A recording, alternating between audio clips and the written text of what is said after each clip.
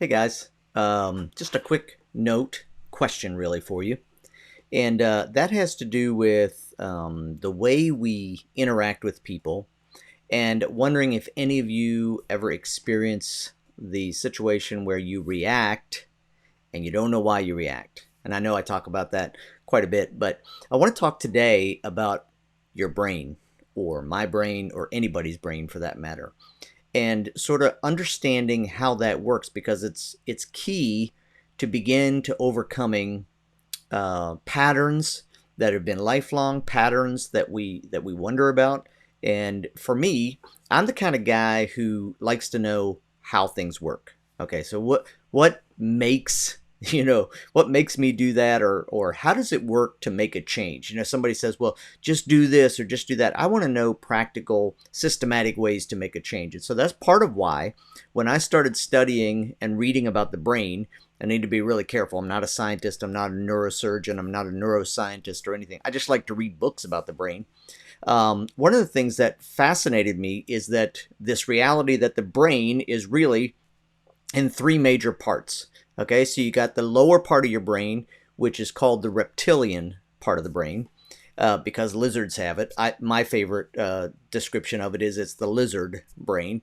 You got the next level of your brain, which is the mammalian brain, which is another level of development. It includes emotions and memories and things like that. And then you have this top part of your brain. And humans are the only ones that have it. And for lack of a better word, it's called the human part of the brain, but for lack of a better word, it's the thinking area. It's where you actually put all of it together. It's where reasoning can take place. And so as you think about that, guys, we start with the lower part. It's the first part of the brain that comes online. Then we go to the next level. And so you think about a child. A baby doesn't think. A baby is just reacting. They're really living out of the lizard brain, which is what keeps the heart beating, keeps the person breathing, that kind of thing. But also it's the reactionary part of the brain. Then you go to the next level, which is the mammalian part of the brain, which is the emotions and memories. And really, children don't start to store memories and be able to think about what happened a while back then till they get older. And then finally, as we get older, we start to develop this ability to do rational thinking. Okay. So all of that to say, that's important to know how things work. Why? Because when you are in a conflict, when you are in a situation and things get tense and you react like that, it's not the thinking part of your brain that is reacting, it's the lower part of your brain. You're actually living out of the lizard brain. How's that for a vivid picture? You're responding out of a lizard brain, which means you're not thinking through what does this mean? What is she saying, or what is he saying, or any of that. It's just a reaction. And that's why when I start working with men, this is true of any human being, but when anybody is dealing with lifelong interactions that are, you say, why in the heck did I get so angry? Or why did I get, so afraid in that situation? It's because a large portion of your responses are actually coming from those lower 2/3 of your brain and not moving up to that part that is actually able to think about it. So why is that important? Well, I'm gonna share some videos over the next couple of days and over the next couple of weeks that talk about why that it's important. But here's the thing I want you to know. The next time you're in a difficult place, you start to feel yourself reacting, you start to feel yourself going to a place you don't want to go, just remind yourself, dude, I don't want to be a lizard.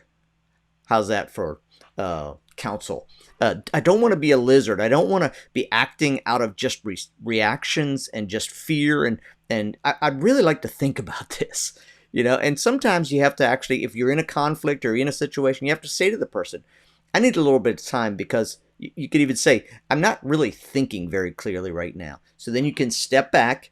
You get an opportunity to start to think, okay, why am I reacting this way? And you reason through the situation instead of just reacting.